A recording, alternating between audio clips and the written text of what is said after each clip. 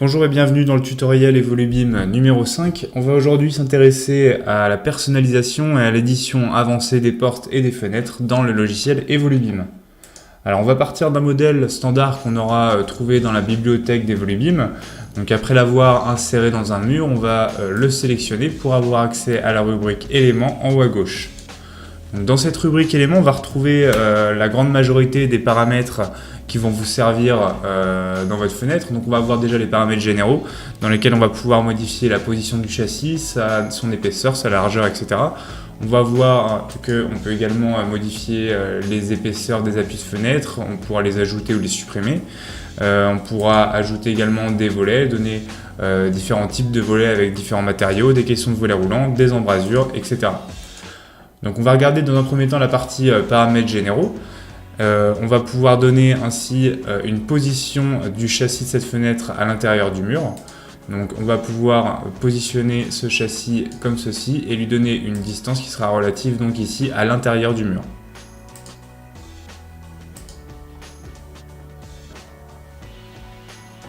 Donc je vais pouvoir modifier ensuite l'épaisseur de ce châssis.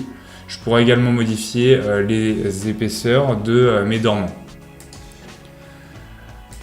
Donc lorsqu'on va dans l'onglet appui de fenêtre, on va pouvoir passer directement en mode 3D afin d'avoir un visuel direct de ce qu'on est en train de réaliser. Donc dans l'onglet appui de fenêtre, on va pouvoir ajouter ou non un seuil extérieur ou intérieur. Donc si j'ajoute un seuil extérieur, je vais pouvoir modifier ses différentes dimensions, donc notamment son épaisseur, son degré de pente, ainsi que ses différents débords sur la partie droite, gauche ou avant.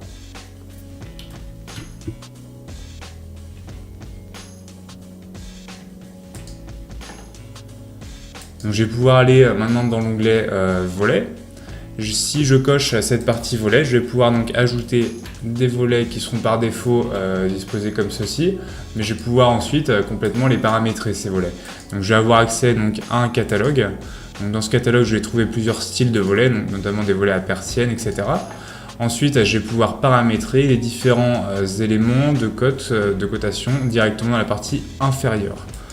Je vais pouvoir ensuite aller dans l'onglet question de volet roulant et ajouter un caisson de volet roulant à cette fenêtre.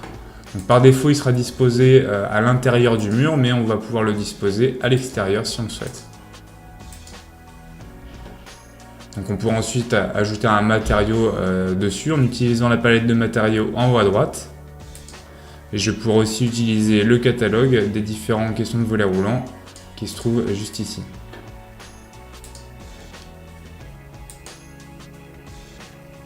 On va retourner donc dans la partie paramètres généraux et on va retourner en 2D.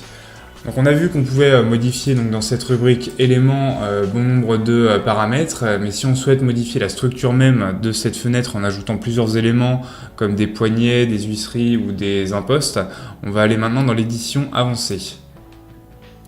Donc lorsqu'on clique sur l'édition avancée, on a donc un module de création détaillé qui s'ouvre. Donc dans ce module de création détaillée, on va voir dans un premier temps la vue de face de cette fenêtre et on a sur la partie droite un aperçu 3D de notre fenêtre.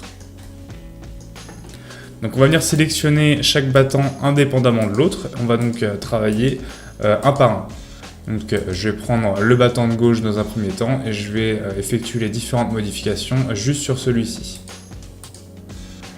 Donc j'ai différents paramètres qui s'ouvrent. Et je vais par exemple pouvoir modifier le type d'ouvrant que je souhaite avoir. Donc si je souhaite modifier cet ouvrant, ce battant en ventaille fixe, je vais tout simplement modifier ici et sélectionner la partie fixe. Je pourrais également donner un coulissant horizontal et changer le sens de l'ouverture.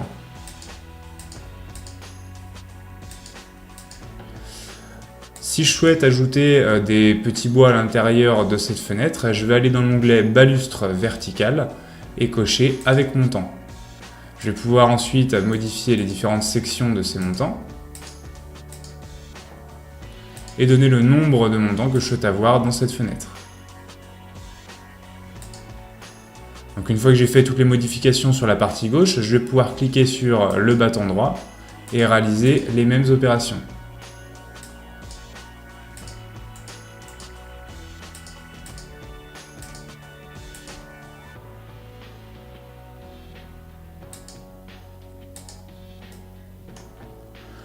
Donc on voit maintenant que sur la partie supérieure gauche, vous avez plusieurs éléments de dessin qui vont nous permettre d'ajouter un élément sur la partie supérieure par exemple de notre fenêtre. Donc on va ici prendre un ventail en arc et on va utiliser le quadrillage pour disposer ce ventail.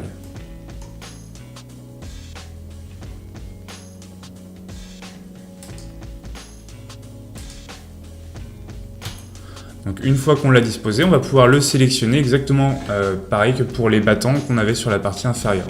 Donc lorsqu'on sélectionne notre imposte, on va pouvoir la paramétrer en lui donnant un type d'ouverture. Donc ici on va dire que ça sera une imposte fixe. Et on va pouvoir disposer des petits bois à l'intérieur dans l'onglet balustre vertical.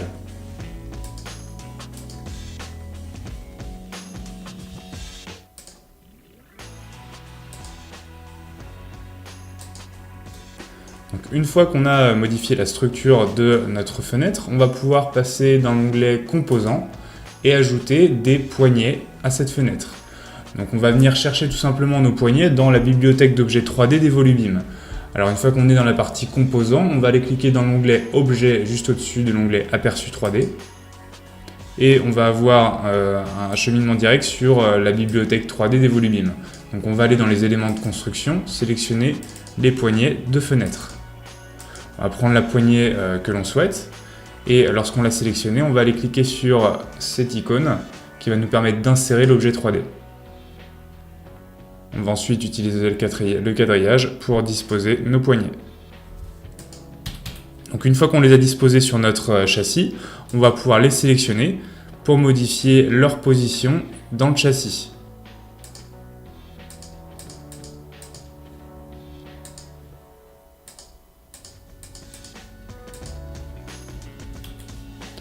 Donc on voit sur l'aperçu 3D, on a directement mes poignées qui sont visibles.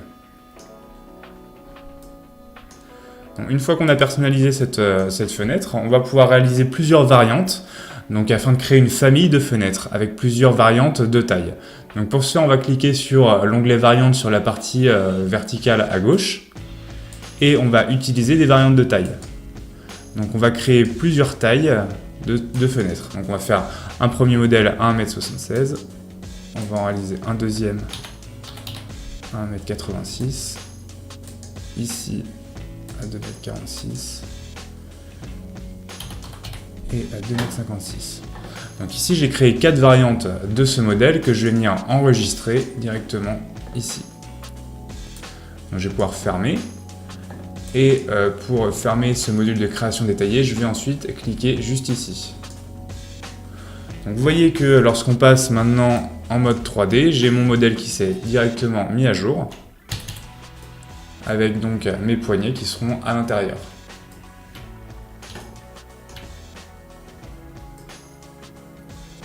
Si je souhaite maintenant ajouter un matériau à cette fenêtre, je vais tout simplement aller dans les palettes de matériaux en haut à droite, et sélectionner un nouveau matériau que je vais venir coller directement sur mon châssis.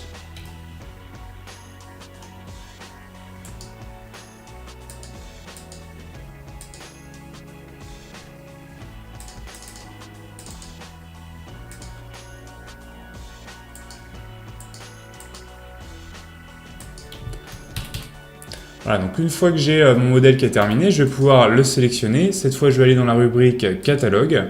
Je vais réaliser un clic droit dans ce catalogue pour créer un nouvel élément. Je vais donner une désignation à cette nouvelle fenêtre que je viens de créer. Et ainsi, elle va pouvoir s'enregistrer directement dans mon catalogue. Je pourrais comme ça l'utiliser sur tous mes futurs projets. Donc pour la partie variante qu'on a créée tout à l'heure dans le module de création avancée, on va les retrouver directement dans la rubrique éléments, dans l'onglet dimension juste ici. Ici, je vais avoir mes 4 variantes et je vais pouvoir les sélectionner directement sans avoir à redimensionner manuellement ma fenêtre.